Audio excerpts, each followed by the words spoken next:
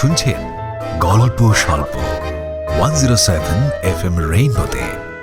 গল্প স্বল্প, গল্প স্বল্প। গল্পের সব চরিত্র কাল্পনিক, বাস্তবের সঙ্গে এর কোনো রকম মিল সম্পূর্ণ কাকতালীয়। কারোর সংবেদনশীলতাকে আঘাত করা আমাদের উদ্দেশ্য নয়। বসন্তের ছোঁয়ায় চারদিকে শুধুই ভালোবাসার মরশুম। 107 FM রেইনবোর গল্প স্বল্পতে আজ শুনবেন ভ্যালেন্টাইন্স উইক স্পেশাল গল্প, লেখক সুজিত বসাকের লেখা ঘর জামাই। লেখক সুজিত বসাকের জন্ম দক্ষিণ দিনাজপুর জেলার গঙ্গারামপুরে। ইতিহাসে মাস্টার্স করে তিনি বর্তমানে শিক্ষকতার পেশায় নিযুক্ত। একটি বিখ্যাত কিশোর পত্রিকায় তার প্রথম লেখা প্রকাশিত হয় মাত্র 13 বছর বয়সে। বর্তমানে বিখ্যাত বাণিজ্যিক পত্রিকা সহ লিটল ম্যাগাজিনেও নিয়মিত লিখে চলেছেন। এ পর্যন্ত প্রকাশিত উপন্যাসের সংখ্যা 20। তাঁর সৃষ্ট গোয়েন্দা চরিত্র শতরূপা মুখার্জি ইতিমধ্যেই যথেষ্ট খ্যাতি অর্জন করেছে। লেখকের প্রকাশিত গ্রন্থের সংখ্যা 4। আজকের গল্প সুজিত বসাকের লেখা ঘর জামাই। গল্পের কথক অর্পণ। অন্যান্য ভূমিকায় সুদীপ্ত, গোপা, তমজিৎ, অনির্বাণ, অরিজিৎ, বিহু, উজ্জ্বল, আত্রেয়, অমরজিৎ, অর্ণব ও রাজীব। গল্পের সূত্রধার সৌমি। শুরু হচ্ছে ভ্যালেন্টাইন্স উইক স্পেশাল গল্প সুজিত বসাকের লেখা ঘর জামাই। চা পাওয়া যাবে কি? আর কতক্ষণ অপেক্ষা করতে হবে? কখন থেকে বলে যাচ্ছি। বেজায় চোটে চেঁচিয়ে উঠলেন নবীনপুরের রবীনবাবু, মানে রবীন্দ্রনাথ হালদার। জমিদার বংশের সন্তান। জমিদারি চলে গেছে অনেক কাল আগে, কিন্তু জমিদারি মেজাজটা যায়নি এখনো। পান থেকে চুন ঘষলেই বাড়ি মাথায় তোলেন। কোনোদিনই কাজকর্ম কিছু করেননি, মানে করার এলেমও নেই। দু একবার ব্যবসা করার চেষ্টা করেছিলেন, কিন্তু ডাহা ফেল মেরে গুচ্ছের টাকা বরবাদ করে তারপর বুঝেছিলেন ওটা তাঁর দ্বারা হবে না। যৌবনকালে এক আত্মীয় যেচে একটা সরকারি চাকরির ব্যবস্থা করে দিয়েছিলেন, কিন্তু বাবু করেননি। কারণ কারো অধীনে দাসত্ব করা তাঁদের বংশে যায় না, ওসব ছোট লোকেরা করে। সে আমলে সরকারি চাকরিতে অত মাইনে ছিল না, অনেক সময় ডেকে ডেকে চাকরি দেওয়া হতো। তো রবীনবাবুর একটা গুণই ছিল, হিসাবপত্রের কাজটা ভালো বুঝতেন। রোদে ঝলসে ওঠা তরবারির মতো রবীনগিন্নি চারুলতা বললেন, আমি মা দুর্গা নই, আমার দুটো হাত। একটু দেরি হবেই, যদি তোমার না পোষায় তাহলে ওই গজুর দোকানে গিয়ে চা খেয়ে এসো, যাও। তাই যাচ্ছি। একদিন বাড়ি ছেড়ে হিমালয়ে চলে যাব, সেদিন বুঝবে কত ধানে কত চাল। এখানে মানুষ থাকে। তাই যাও, আমরা তো আর তোমার মতন মানুষ হতে পারলাম না। যত সব। রাগে গজগজ করতে করতে বেরিয়ে গেলেন রবীনবাবু। চারুলতা একবার আড় চোখে দেখে আবার নিজের কাজে মন দিলেন। সকাল থেকে 3 কাপ চা দিয়েছেন, তবুও বাবুর চায়ের খিদে মেটে না। এমন চাখোর মানুষ হয়? পাড়ার মোড়ে গজুর চায়ের দোকান। রবীনবাবু আপন মনে বিড়বিড় করতে করতে একটা বেঞ্চে এসে বসলেন। গজুর দাঁত বের করে হেসে বলল, কি কাকা, কাকির ঝাড় খেয়েছো নাকি? মুখ দেখে তো সেরকমই ঠেকছে গো। তিড়িং করে পায়ের রক্ত মাথায় উঠে গেল। কিছু বলতে গিয়েও কষ্ট করে সামলে নিলেন। জমানা বদলে গেছে, মনে মনে বললেন, সেদিন থাকলে মার খেতি শতচ্ছাড়া। দিব্যি মুখে মুখে তর্ক করার সাহস দেখাস। একটা দীর্ঘশ্বাস লুকিয়ে নিম পাতা গেলা মুখ করে বললেন, সাত সকালে মেজাজ বিগড়াস না গজু, 1 কাপ চা দিয়ে উদ্ধার কর। গজুর বোধহয় আরো একটু মস্করা করার ইচ্ছে ছিল, কিন্তু দুজন খদ্দের চলে আসাতে আপাতত সেদিকে মন দিল। ভারী বেয়াদব হয়েছে ছেলেটা, সুযোগ পেলেই রবীনবাবুকে অপমান করে। প্রতিবারই মনে করেন ওর দোকানে আর ঢুকবেন না, কিন্তু চায়ের নেশার জন্য আসতেই হয়। নিজে যে করে খাবেন সে সামর্থ্য নেই তার। আবার 2-এর জায়গায় 3 কাপ হলেই শুরু হয়ে যায় চারুলতার বকবকানি, মুখ ঝামটা। তাঁর বংশের পূর্বসূরীদের ছিল মদের নেশা। জমিদারি গেছে, ওই নেশাও সাধ্যের বাইরে চলে গেছে। থাকার মধ্যে আছে একটু চায়ের নেশা, কিন্তু সেটাতেও হাজার সমস্যা। মাঝে মাঝে মরে যেতে ইচ্ছে করে রবীনবাবুর। এভাবে বাঁচা যায়? নিজের প্রতি নিজের ঘেন্না হয়। মনুষ্য জন্ম নাকি বহু সাধনার ফলে পাওয়া যায়। তাই যদি হয় তবে তিনি খুব কম সাধনায় কোনো দেবদেবীর দয়ায় এই জন্মটা পেয়েছিলেন। এমন মানুষ হওয়ার চেয়ে না হয় ভালো ছিল। জন্মেছেন জমিদার বংশে, অথচ এমন একটা সময় যখন জমিদারি সুখ স্বাচ্ছন্দ্যের কোনো কিছুই অবশিষ্ট নেই, তার চেয়ে সাধারণ কোনো বংশে জন্ম নিলে অন্তত লোকের ব্যঙ্গ, বিদ্রুপ, টিটকারি ইত্যাদি সহ্য করতে হতো না, যাকে কিনা গজুর মতো হাবাতে ছেলেও টন্টিং করে যায়।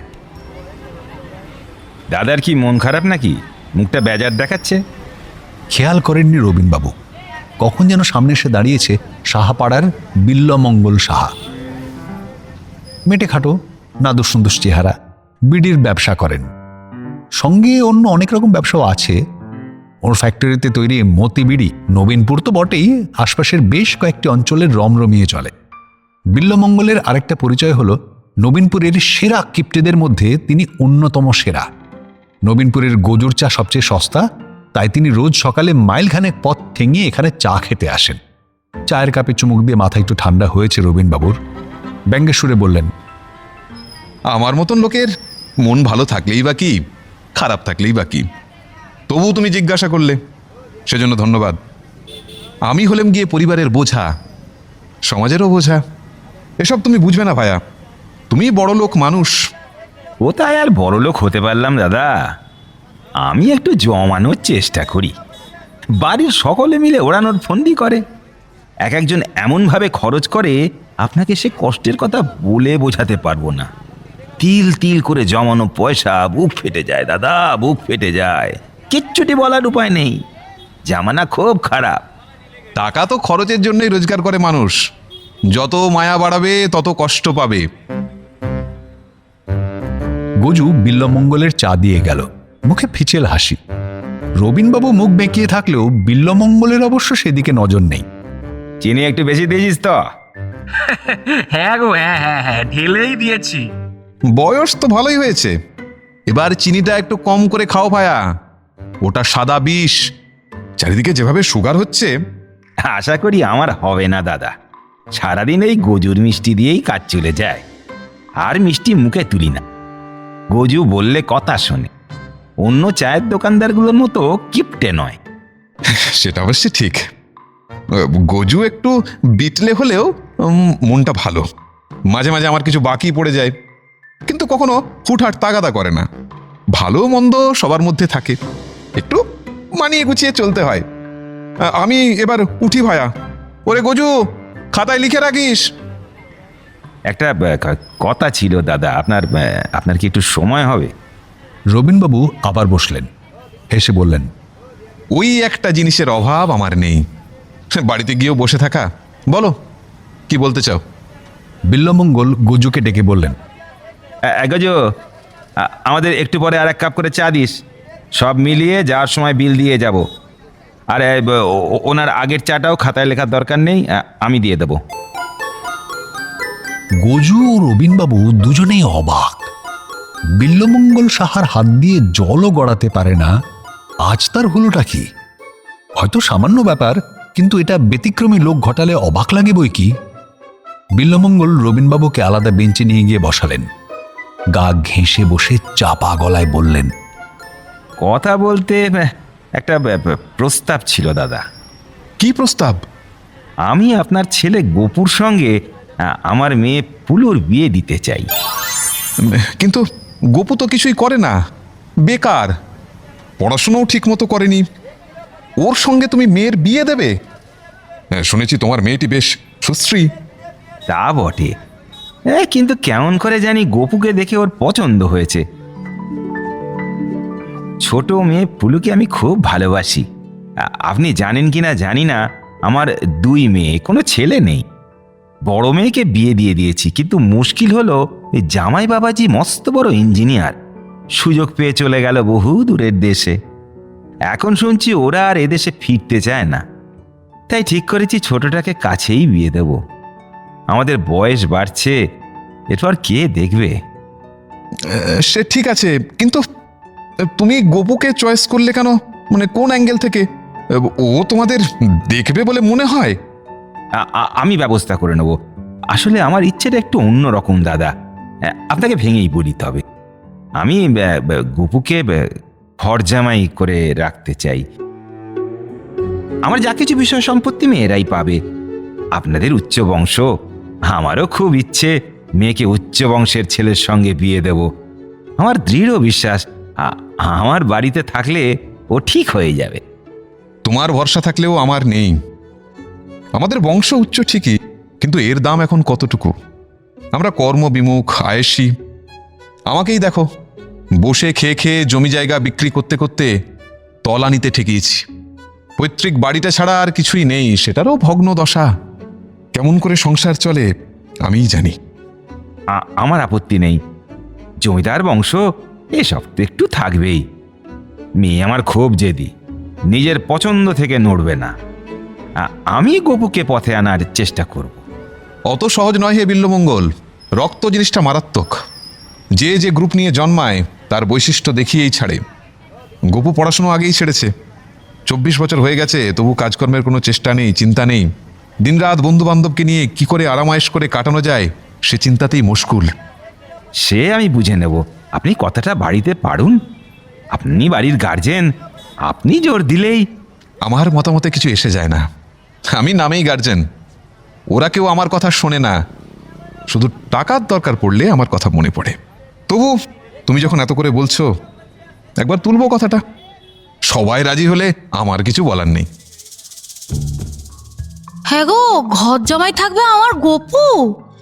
কথাটা অর্ধেক শুনেই তেলে বেগুনে জ্বলে উঠলেন চারুলতা।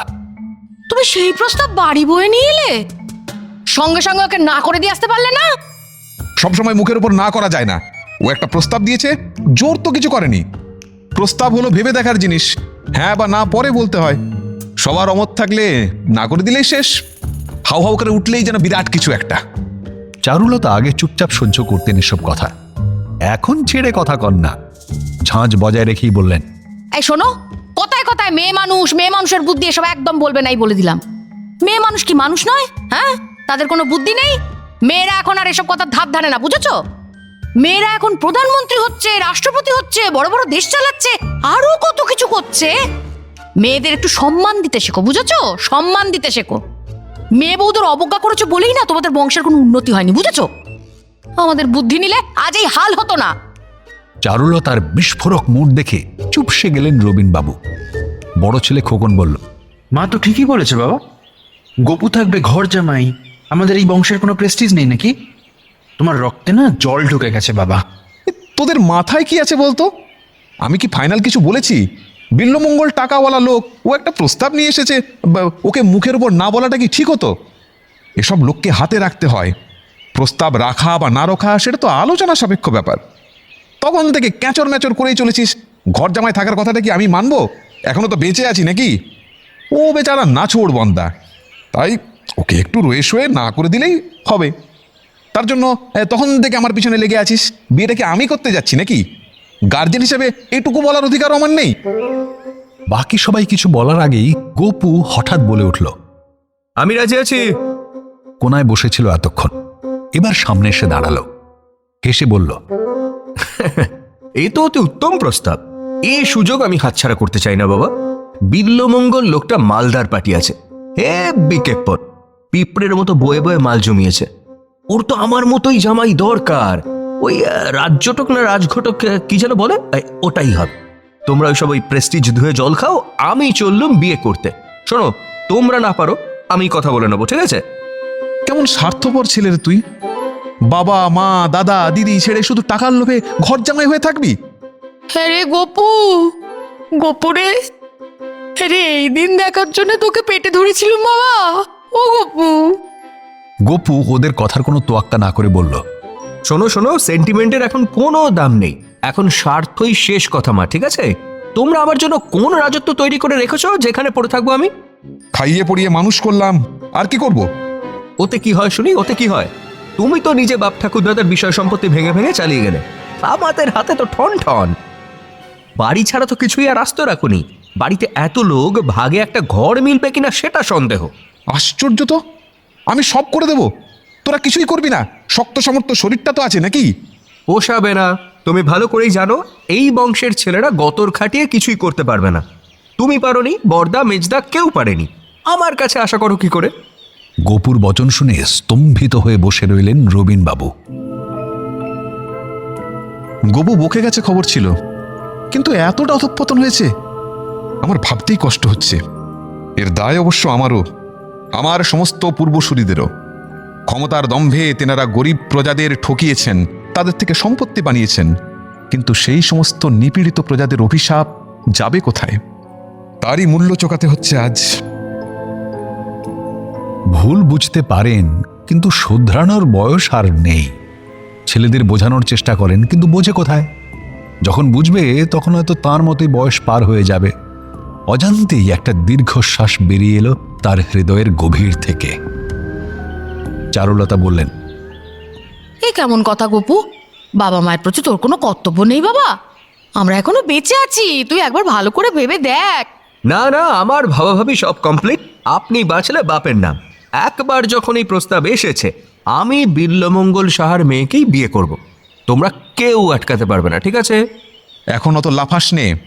কথায় বলে না, ভাবিয়া করিও কাজ, করিয়া ভাবিও না। প্রস্তাব এলেই ঝাঁপিয়ে পড়ে সেটা করে নিতে হবে। কার কি উদ্দেশ্য বলা যায়? দেখো, আমাকে আর ভয় দেখিয়ে কোনো লাভ হবে না। আর আমি কেমন এড়ে মাথার ছেলে সেটা ভালো করে জানো। তুমি কালকেই ওদের সঙ্গে কথা বলবে বাবা, একদম কথা পাকা করে ফেলবে, নো হিচকিচ। হয়ে গেল, জন্ম দিয়েছিলাম বটে। যেমন বাপ তার তেমন ছেলে। রবীনবাবু আর কোনো কথা না বলে উঠে পড়লেন। মনে মনে ঠিক করলেন, হতচ্ছাড়ার ঘর জামাই হওয়ার জন্য যখন এত তাড়া, তখন ওকে ঘর জামাই করে বিদায় করবেন। এমন ছেলে থাকা আর না থাকা সমান। শয়তানটা যে এভাবে টোপ গিলে ফেলবে তা কে জানতো? অবশ্য টোপের মধ্যে যে বড়শি লুকোনো আছে, মাছ কি আর জেনে বুঝে খায়? এই গাধার অজ্ঞতা মাছের চেয়ে কোনো অংশে কম নয়। গোপু অর্থাৎ রঞ্জন চৌধুরীর সঙ্গে বিল্লমঙ্গল সাহার মেয়ে ফুলুরানী সাহার বিয়ে হয়ে গেল। বিল্লমঙ্গল নিজস্ব বাজেট অনুসারে যথাসম্ভব আয়োজন করলেন। গোপু চলে গেল শ্বশুর বাড়ি। ফুলুরানী দেখতে শুনতে মন্দ না হলেও স্বভাবে একটু বদমেজাজি।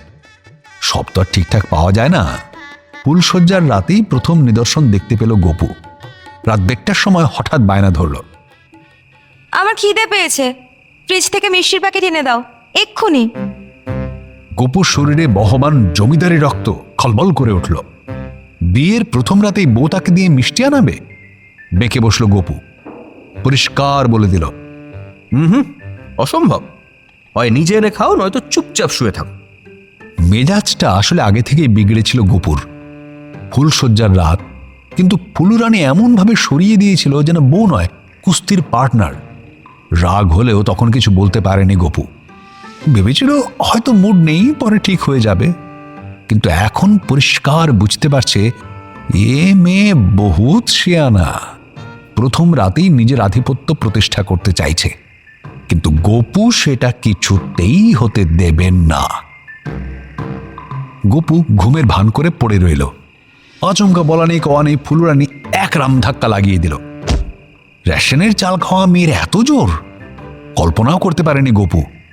ব্যথার চোটেই মনে পড়ে গেল, সন্ধ্যা রাতে কে যেন বলেছিল ফুলুরানী নিয়মিত ফুটবল খেলে।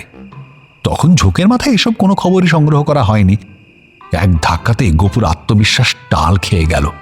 ওর এতদিনের ধারণা ছিল বাজে ছেলেদের মধ্যেও একজন কেউকেটা, ওর সামনে দাঁড়াবে সাধ্বিকার, তাও আবার মেয়ে মানুষ। অগত্যা মরিয়াভাবে বলল, এই তোমার সাহস তো কম নয়, স্বামীর গায়ে হাত তোলো। ফুলুরানী কিন্তু রাগ দেখালো না, শান্ত গলায় বলল, তুমি যাবে কিনা বলো। যাব না, কি করবে? আমি যেন ওকে ভয় পাই।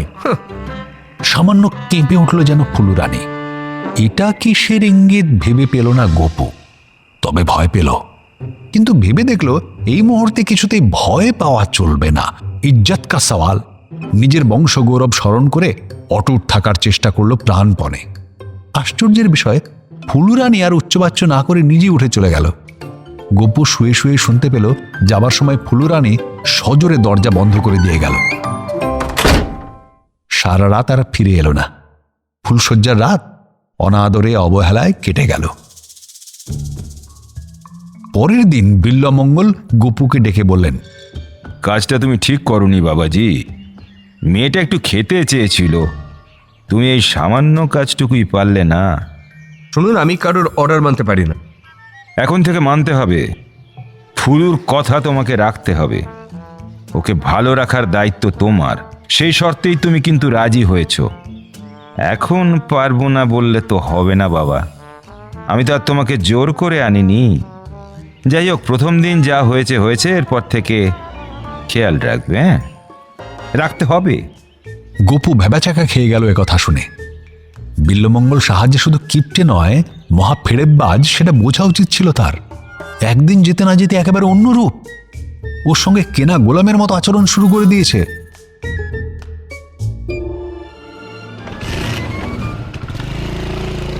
কয়েকদিন পর শ্বশুরমশাইয়ের দেওয়া নতুন মোটর বাইক নিয়ে গোপু দেখা করতে গেল পুরনো বন্ধুদের সঙ্গে। বাইক দিলেও সেটা ব্যবহারের ক্ষেত্রে অনেক রকম রেস্ট্রিকশন করে রেখেছে বিল্লমঙ্গল। কোথায় যাবে, কি বৃত্তান্ত, তার অনেক কৈফিয়ত দিয়ে তারপর সেই হিসেবে তেল অ্যালটমেন্ট হয়। রাগ হলেও কিছু বলার উপায় নেই, কারণ এই বাড়িতে শ্বশুরমশাইয়ের জীবন দর্শন সবাইকেই ফলো করতে হবে, এটাই নিয়ম। এসব নাকি শর্তের মধ্যেই ছিল। বন্ধুদের সঙ্গে দেখা করার ক্ষেত্রেও বিধিনিষেধ আছে, তাই কাউকে না জানিয়ে গোপনে যাচ্ছে গোপন থেকে। গোপু মাঝে মাঝে ভেবেই পাচ্ছে না মালটা সুযোগ বুঝে কখন যে কোন শর্ত চাপিয়ে দিচ্ছে। যত দিন যাচ্ছে এক একটা শর্ত বেড়েই চলেছে। এর একটা হেস্তনেস্ত হওয়ার দরকার। সেই উদ্দেশ্য নিয়েই বন্ধুদের সঙ্গে গোপন বৈঠক করতে যাচ্ছে গোপু। বুঝতে পারছে প্রথমেই সংকট কাটিয়ে উঠতে না পারলে এবং একবার ঘাড়ের ওপর জাঁকিয়ে বসলে পরে মহা বিপদ আছে। বাপ বেটি দুটোই এত ঘোড়েল মাল, কি জানতো?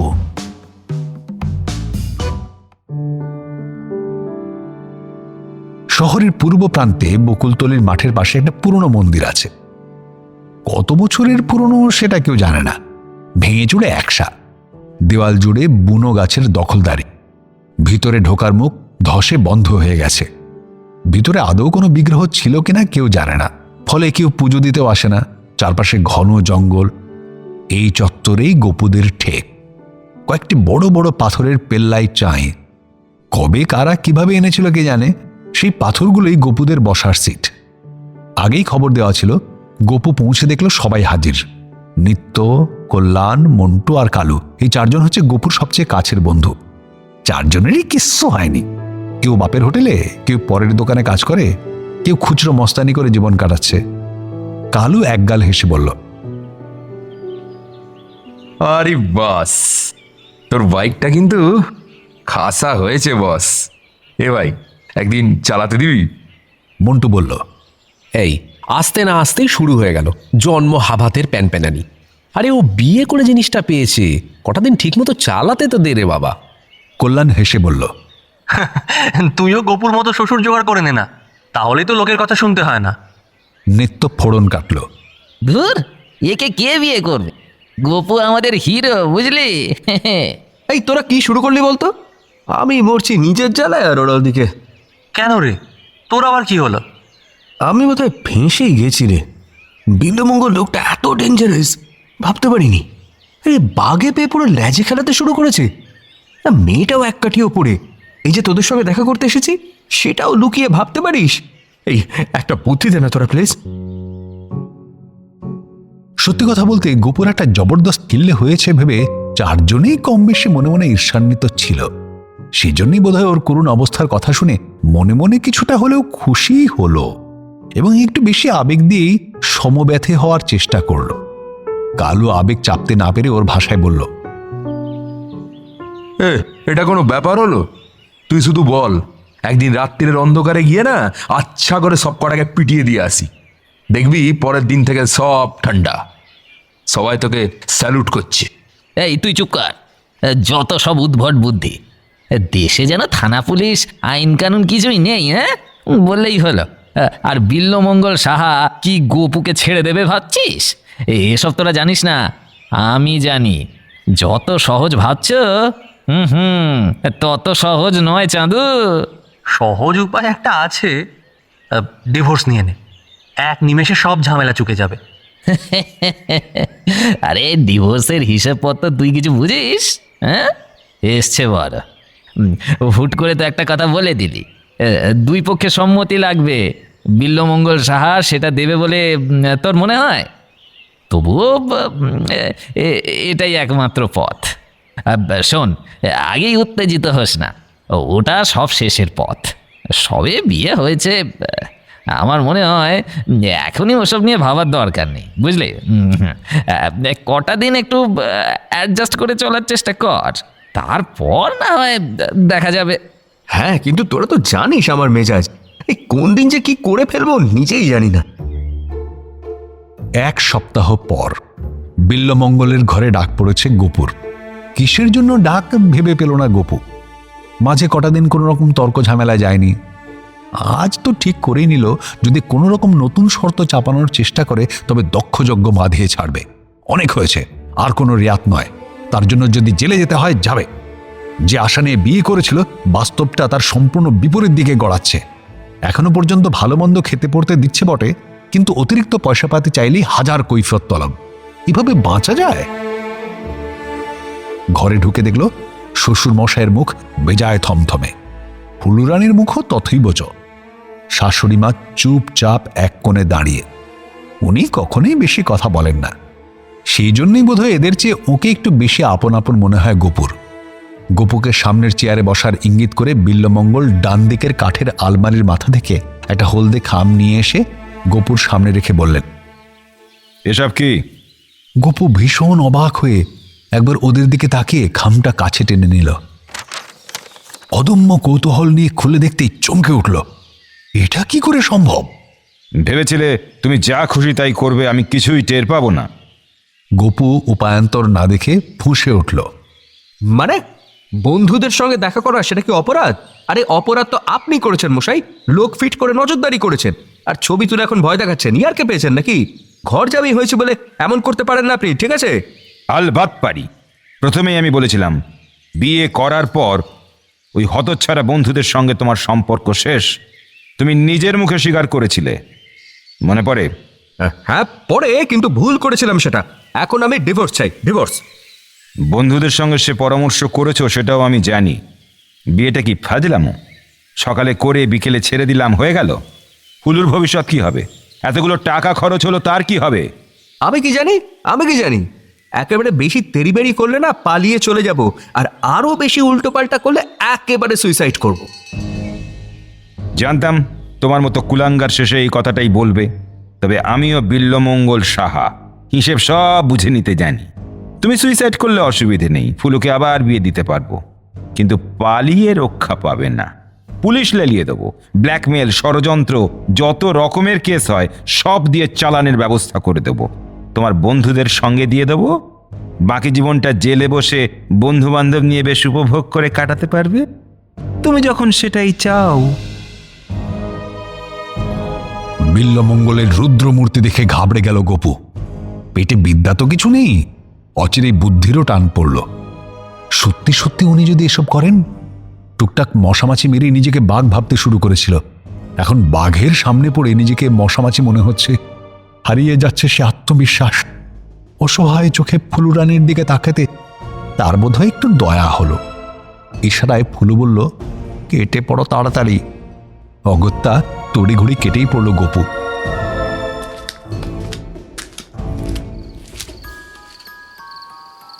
রাতে ফুলুরানি বোঝালো, শোনো, বাবা তোমাকে আরেকটা শেষ চান্স দিতে চান। লোকটা খুব একরোখার জেদি। এই কয়দিনে তুমিও নিশ্চয়ই বুঝে গেছো। তুমি ডিভোর্সের কথা বলেছিলে তখন, আমি চাইলেও বাবা আমাকে দিতে দেবে না। আর তাছাড়া আমি বা বলবো কোন মুখে? আমার জেদেই তো বিয়েটা হয়েছে। আমি বলি কি, কটা দিন অপেক্ষা করো, 1 বছর বাবার তেলের মিলটা সামলাও। তোমার পারফরমেন্স যদি ভালো হয় তাহলে ঠিক ডিভোর্স পেয়ে যাবে। একমাত্র টাকার কাছেই বাবা কাবু।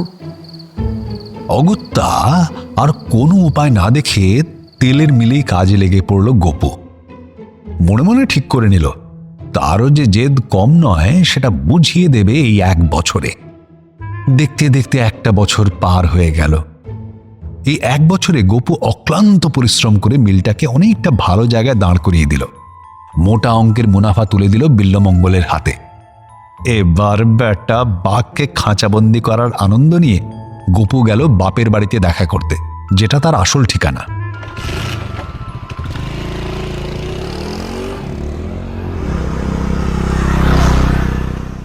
বাড়িতে ঢুকতে যাবে তখনই কানে এলো ভিতরে উচ্চস্বরে হাসাহাসি চলছে। তার মধ্যে 2টি গলা, বিল্লমঙ্গল সাহা ও ফুলু রানীর। ওরা এখানে কি করছে? কৌতূহল নিয়ে এগিয়ে গেল, কিন্তু ভিতরে ঢুকলো না। জানালার সাইডে দাঁড়িয়ে শুনতে লাগলো ওদের কথোপকথন। রবিনবাবু হাসতে হাসতে বললেন, আজ আমার খুশির দিন। আমার অকর্মার ঢেকে ছেলেটাকে তোমরা করিতকর্মা বানিয়ে দিয়েছ। বিল্লমঙ্গল যেদিন মেয়ের জন্য সম্বন্ধ নিয়ে এসেছিল, প্রথমে রাজি হয়নি, কারণ একটা মেয়ের জীবন নষ্ট করতে চাইনি। কিন্তু বিল্লমঙ্গল এমন কনফিডেন্স নিয়ে বলল, আপনি রাজি হয়ে যান, আপনার ছেলেকে মানুষ করার দায়িত্ব আমার। আমি দুর্বল হয়ে পড়েছিলাম, ভেবেছিলাম গোপু হয়তো রাজি হবে না, কিন্তু বিল্লমঙ্গলের কথা আশ্চর্যজনকভাবে মিলে যাওয়ায় আমার কনফিডেন্সও বেড়ে গেল। বিল্লমঙ্গল খুব জোর দিয়ে একটা কথা বলেছিল, দেখবেন বাড়ির কেউ রাজি না হলেও গোপু ঠিক রাজি হবে। তোমরা বাপ বেটি 1 বছর ধরে যে একটা সুন্দর অভিনয় করেছো, তার তুলনা হয় না। আজ মনে হচ্ছে জীবনটা অভিনয় ছাড়া আর কিছুই না। কেউ বুঝে করে, কেউ না বুঝে। বংশমর্যাদার ঠুনকো গর্বে আমরা অকেজো হয়ে তলিয়ে যাচ্ছিলাম, তোমরা বাঁচিয়ে দিলে। একজন পারলে বাকিরাও ঠিক পারবে। এবার আমি মরেও শান্তি পাবো। গোপু আর বাড়ির ভিতরে ঢুকলো না, কারোর সঙ্গে দেখা না করেই ফিরে এলো শ্বশুর বাড়িতে। রাতে গোপু ফুলু রানীকে গম্ভীর মুখে বলল, শোনো, আমি আমার শর্ত পালন করেছি, এবার আমার ডিভোর্স চাই। তুমি তোমার বাবাকে বোঝাবে। অনেক কষ্ট করে কিন্তু আমি এই নরক যন্ত্রণা ভোগ করলাম, এবার আমাকে মুক্তি দাও প্লিজ। ফুলু রানীও গম্ভীর মুখে জবাব দিল, ঠিক আছে, আমি কালকেই কথা বলবো বাবার সঙ্গে। জোর করে তো কিছু হয় না, ভালো লাভ করে দিয়েছো, বাবা এবার ঠিক রাজি হয়ে যাবে। গোপু আচমকা টেনে নিল ফুলু রানীকে, চোখ বড় বড় করে বলল, জানো তো, তোমাকে না ওই অস্কার না কি যেন একটা পুরস্কার আছে, ওটাই দেওয়া উচিত। এখনো অভিনয়।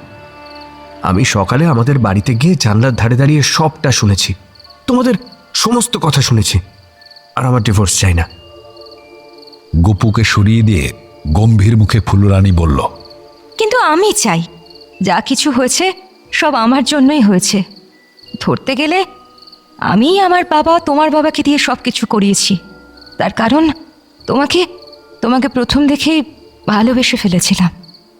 কিন্তু এখন মনে হচ্ছে তুমি আমাকে ভালোবাসতে পারোনি, শুধু টাকার লোভে বিয়েটা করেছিলে। আর ভালোবাসাহীন সম্পর্ক রাখার কোনো মানে হয় না। তুমি উকিলের সঙ্গে কথা বলো, বাবাকে বোঝানোর দায়িত্ব আমার। নিমেষে মুখ শুকিয়ে গেল গোপুর, আলগা হয়ে গেল ফুলু রানী। কোন রকমে গোপু বলল, বিশ্বাস করো, এখন আমি তোমাকে ভালোবাসতে শুরু করেছি। এই 1 বছরে আমি অনেক পাল্টে গেছি। তোমার জন্য আমার জীবনটাই পাল্টে গেছে। তুমি আমার লক্ষ্মী, তুমি আমার পরিবারের সবার মুখে হাসি ফুটিয়েছ, আর তোমাকে না ভালোবেসে পারি? প্লিজ আর ডিভোর্সের কথাটা তুলো না। সত্যি এটা শুনলে নিজেকে কেমন অপরাধী মনে হয়। বেমক্কা হাসিতে ফেটে পড়ল ফুলু রানী।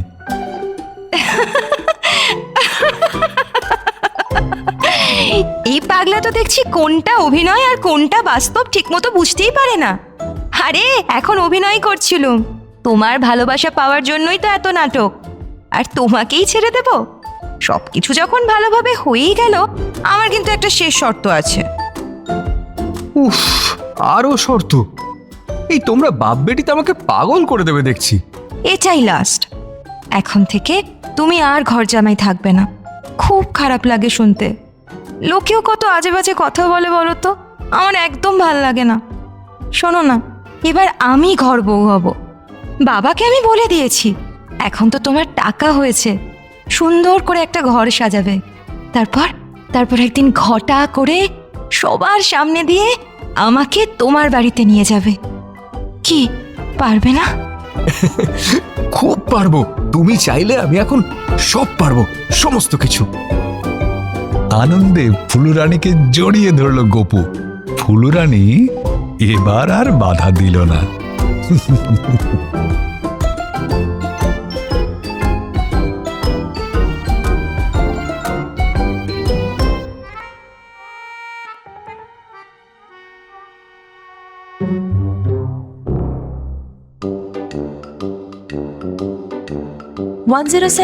FM রেইনবোর গল্প স্বল্পতে আজ শুনলেন সুজিত বসাকের লেখা ঘর জামাই।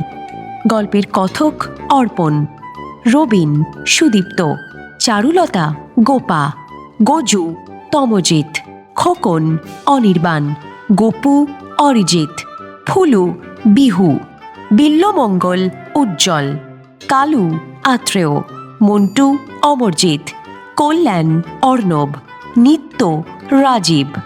গল্পের সূত্রধার সৌমি। শুনলেন গল্প স্বল্প। শুধু রেডিওতে নয়, গল্প স্বল্প শুনুন ইউটিউবেও।